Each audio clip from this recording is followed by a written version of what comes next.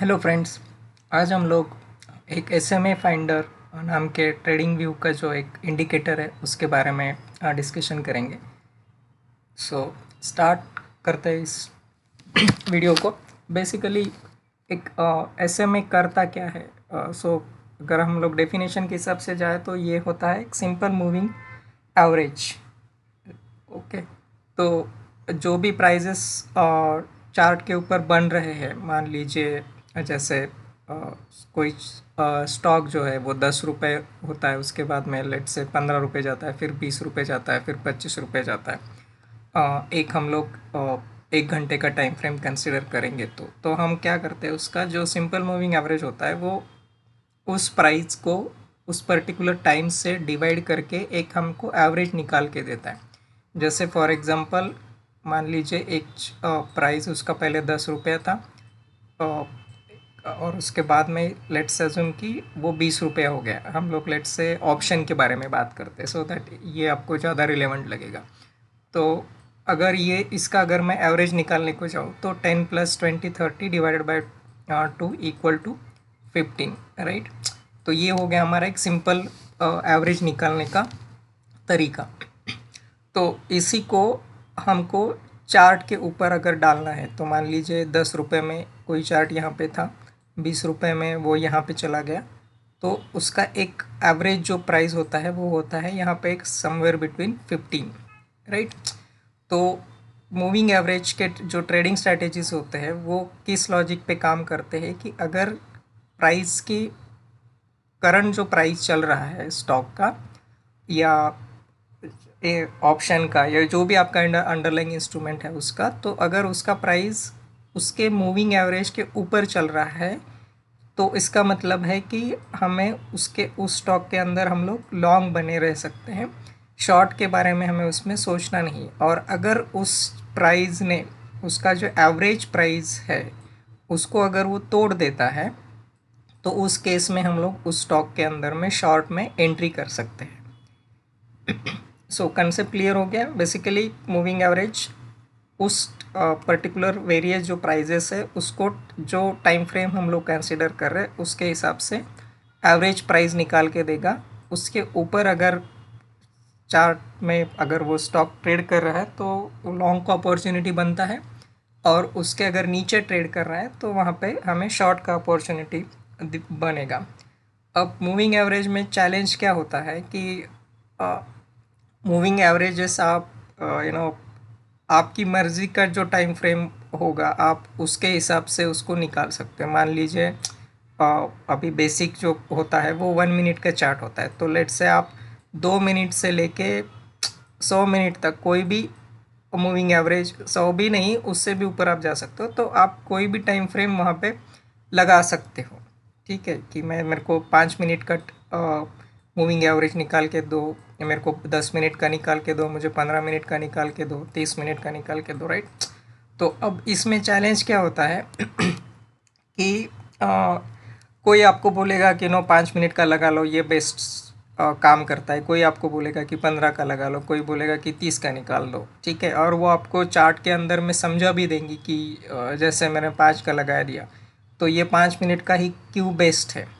Okay, ये बोल के आपको वो समझा सकते हैं कि ये कितना बढ़िया तरीके से काम कर सकता है। लेकिन इसमें चैलेंज क्या होता है ना कि वो जो आपको समझा रहे हैं, गलत तो नहीं बोल सकता मैं, लेकिन वो उस पर्टिकुलर चार्ट के ऊपर ही काम करेगा या वो उस पर्टिकुलर टाइम फ्रेम के अंदर ही काम करेगा, क्योंकि उसको बैक टेस्ट करने का आपके पास इतना समय नहीं होता, और आप हर स्टॉक के अंदर जाके उस चीज़ को लगा नहीं सकते, राइट। तो आपको लगेगा कि हाँ ये 5 मिनट का अच्छा है, लेकिन वो हमेशा काम नहीं करेगा, या उसका जो सक्सेस प्रोबेबिलिटी होगा वो बहुत कम होगा। सेम फॉर 15 30, ठीक है। तो लोगों का समझाने के लॉजिक में गलत नहीं है, लेकिन जो उस SMA का जो कंसेप्ट है उसका जो इनहेरेंट लॉजिक है उसमें हो सकता है कि वो पर्टिकुलर स्टॉक या इंडेक्स या ऑप्शन हर बार उसको रिस्पेक्ट नहीं करेगा, ठीक है। तो अब इस प्रॉब्लम को रिजॉल्व करने के लिए ट्रेडिंग व्यू के अंदर में एक बंदे ने उसका एक काइंड ऑफ सॉल्यूशन बोल सकते हो आप, उसको निकालने की कोशिश किया। तो उन्होंने क्या किया है कि 10 से लेके, ठीक है, 10 से लेके 100 तक का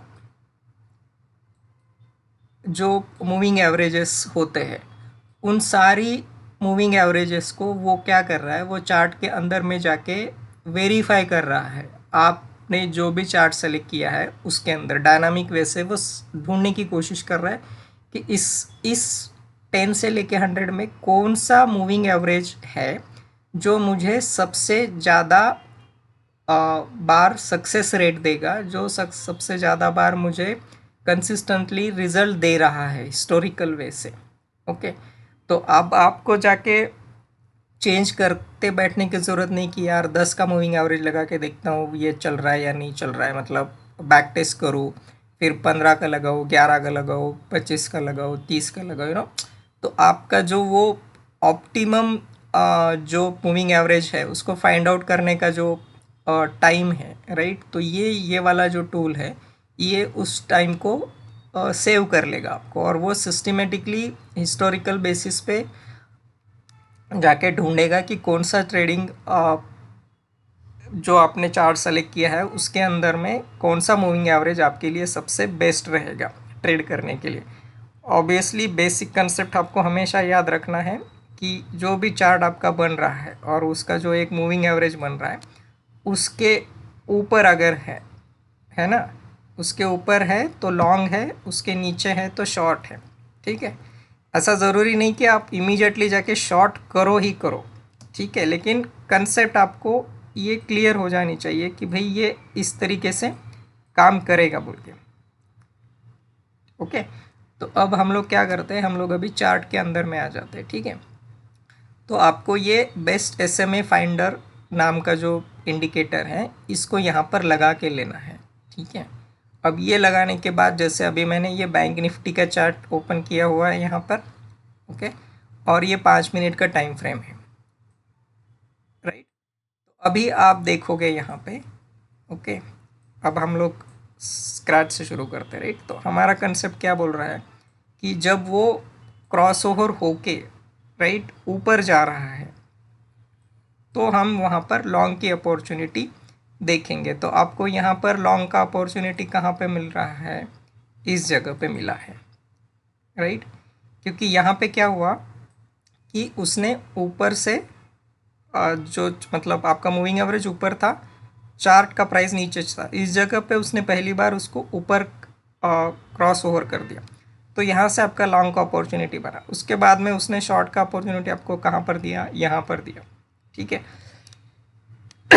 इसके बाद यहाँ पर वो फिर से लॉन्ग हो गया, तो मान लीजिए आपने यहाँ पर उसके अंदर में एंट्री कर भी लिया होता, ठीक है, और अगर उसने आपको फिर से ऊपर का क्रॉस ओवर दिया तो मोर और लेस आप कॉस्ट टू कॉस्ट में उस ट्रेड में से निकल जाते थे, राइट। इसके बाद में उसने आपको मान लीजिए 56,912 बैंक निफ्टी से लेकर ऑलमोस्ट उसने 57,089 तक आपको उसने लॉन्ग में ही बनाए। यहाँ पर भी अगर आप देखोगे तो नीचे क्रॉस ओवर नहीं हुआ है ना, तो यहाँ ये अभी भी लॉन्ग में ही चल रहा था यहाँ पे, इसके हिसाब से अगर हम लोग देखिए। इसके बाद इसने कहाँ पर उसको एक बार ब्रेक करने की कोशिश किया है, यहाँ पर आने के बाद में इस जगह पर, है ना, ठीक है। तो वो वहाँ पर आया और उसने नीचे आने की कोशिश किया लेकिन वो फेल हो गया, ठीक है, इमीडिएटली ऊपर चला गया, राइट। और ऊपर कितना चला गया, इनफैक्ट जो आपका यहाँ पर जो रेजिस्टेंस था उसके भी ऊपर गया, लेकिन वो वहाँ पर सस्टेन नहीं कर पाया, फिर से नीचे आ गया, ठीक है।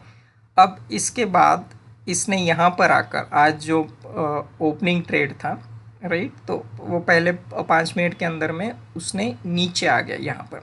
अब अगर आप देखोगे, कंपेयर करोगे, राइट, तो ये जो क्रॉस ओवर हुआ था यहाँ पर, ठीक है, या ये मान लीजिए यहाँ पर भी वो नीचे आया था, राइट, तो कैंडल कंपेरेटिवली छोटे थे, लेकिन ये जो कैंडल बना है, ठीक है, ये बड़ा है, ओके। अगर हम लोग यहाँ से लेके यहाँ तक का गैप देखें तो it's very big candle in a way, right. Price range उसका ज़्यादा है, ऑलमोस्ट 100 पॉइंट्स नीचे आ गया है वो आपके SMA के एवरेज के नीचे, राइट। और इसके बाद यहाँ पर क्या किया उसने, एक बार क्रॉस ओवर करने की कोशिश किया, फेल हो गया। इसके बाद यहाँ पर आके ये दूसरी बार फेल हो गया, राइट, और अभी भी ये इसके नीचे ही चल रहा है। तो इसका क्या मतलब हो रहा है कि भाई ये अभी आज निगेटिव ट्रेंड में रहने की पॉसिबिलिटी है जब तक ये इस चीज़ को डिसिसिव वे से ऊपर क्रॉस ना कर दे।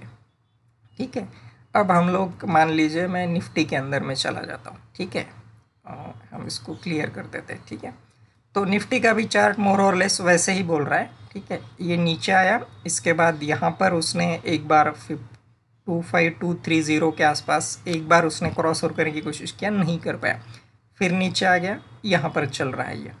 ठीक है, अब हम लोग कोई और भी स्टॉक ले लेते हैं। मान लीजिए यहाँ पर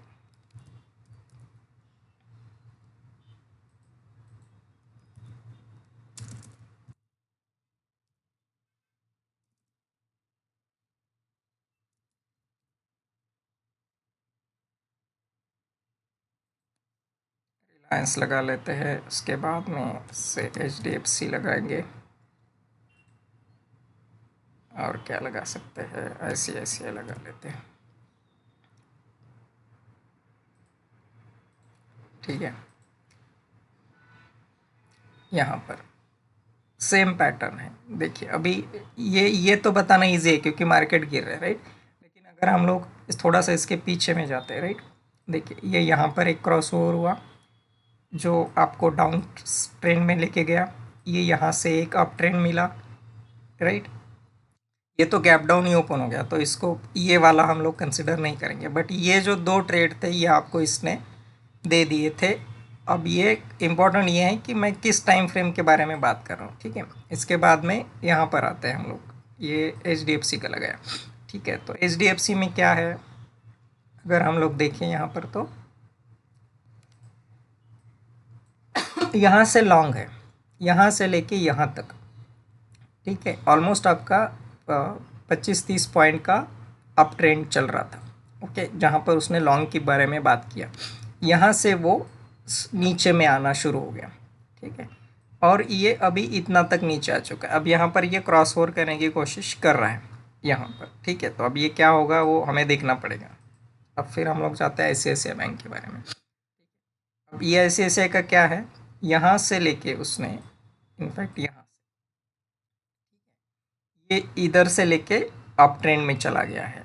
ओके, अब आप अगर ये सोचो इसको लॉजिकली कि भाई यहाँ पर भी उसने क्रॉस ओवर किया था, राइट, और फिर यहाँ पर भी उसने क्रॉस ओवर किया है, तो अब इन दोनों में से कौन सा बेस्ट लेना पड़ेगा।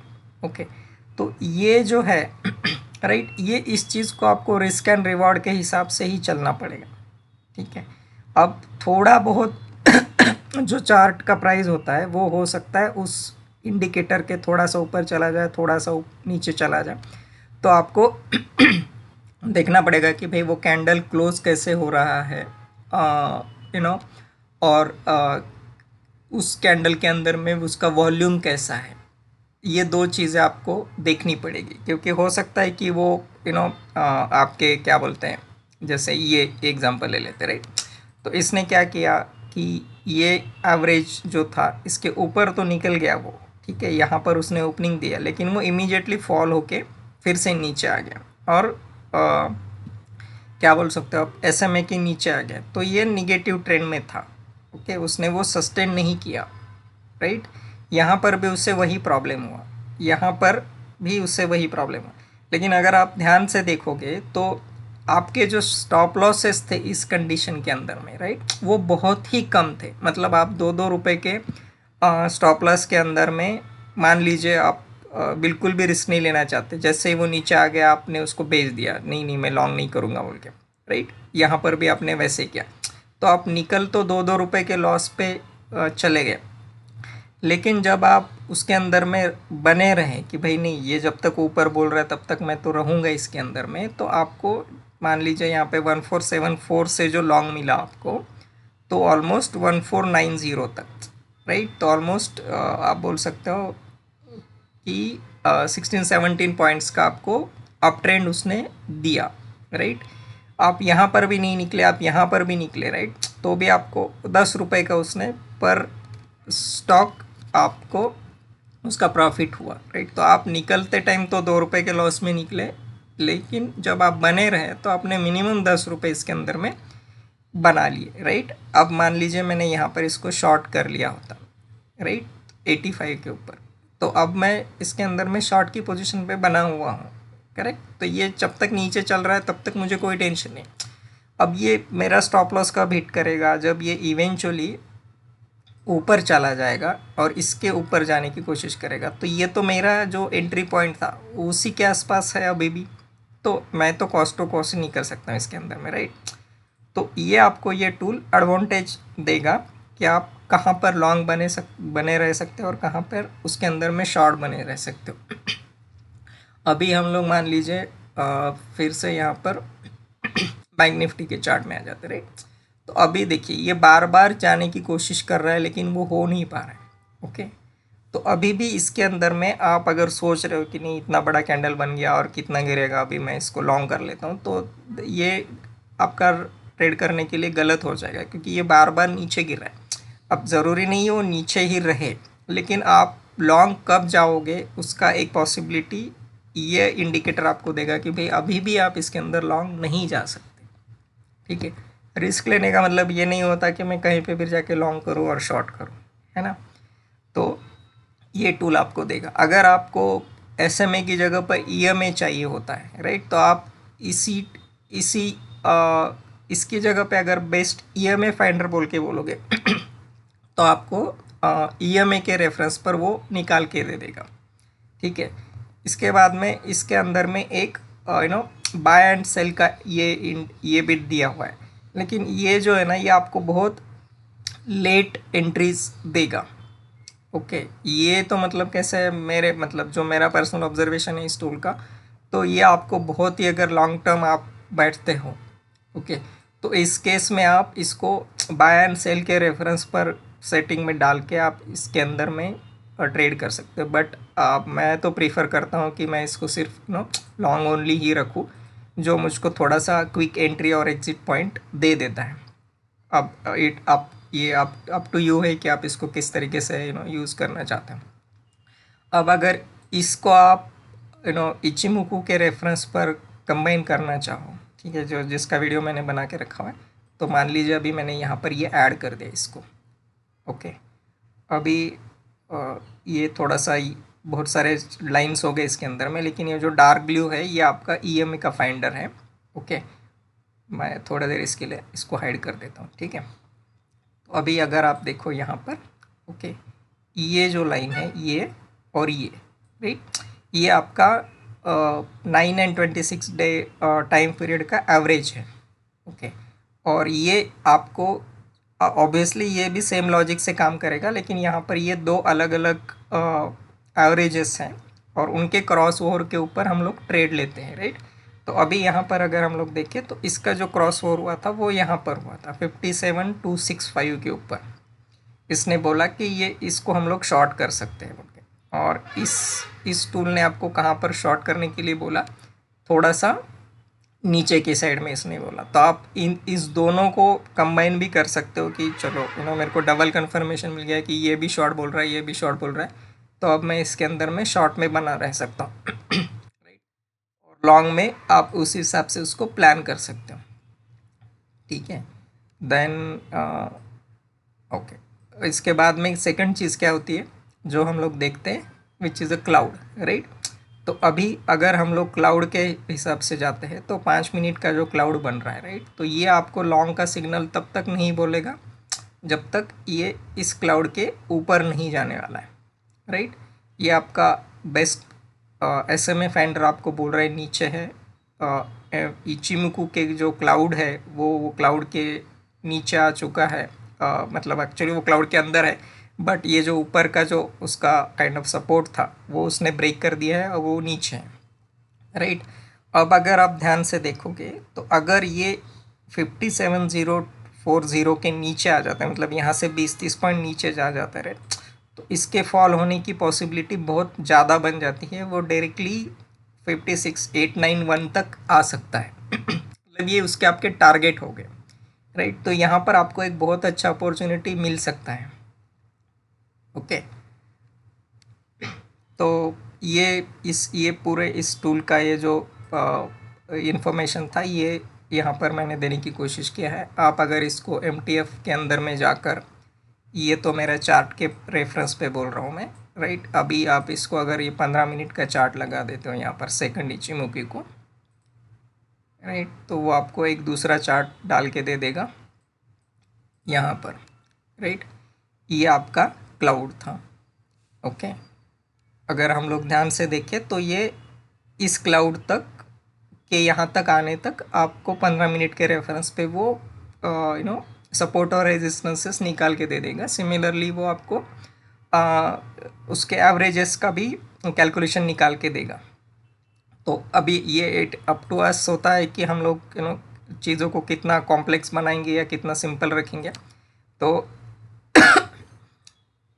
ये अभी हमने उसका एक बेसिक वर्जन के हिसाब से इचिमुको के साथ में SMA फाइंडर को ऐड कर दिया। इसी को आप EMA के एंगल से भी कर सकते हो। कुछ ज़्यादा प्राइस डिफरेंस नहीं आते, थोड़ा सा प्राइस इधर उधर हो जाता है स्लाइटली। आप किसी जगह पे अर्ली एंट्री लोगे, किसी जगह पे थोड़ा सा लेट एंट्री लोगे, राइट। तो ये इस टूल का इंट्रोडक्शन हो गया है। तो मैं सजेस्ट करूँगा कि आप इसको ट्राई करो आपके ट्रेडिंग स्ट्रेटेजी के अंदर में, और इसको इस टूल के बारे में क्या बोल सकते हैं, इससे फ़ायदा उठाने की कोशिश करो। एटलीस्ट गलत एंट्रीज मत लीजिए, ठीक है फ्रेंड्स। तो आगे आने वाले वीडियोस के अंदर मैं कुछ और ट्रेडिंग व्यूज़ के इंडिकेटर के बारे में भी आपको समझाने की कोशिश करूँगा, इन्फॉर्मेशन दूंगा जो आपको ट्रेडिंग में हेल्प कर सकते हैं। अगर आपको लगता है कि कुछ इससे आपको बेनिफिट हो रहा है तो मेरी इन्फॉर्मेशन से, सो प्लीज़ लाइक कीजिए, सब्सक्राइब कीजिए और प्रॉफिट बनाते रहिए। ये सबसे ज़्यादा इम्पोर्टेंट है, लास्ट का वर्ड, ठीक है। प्रॉफिट बनाते रहिए। Thank you friends.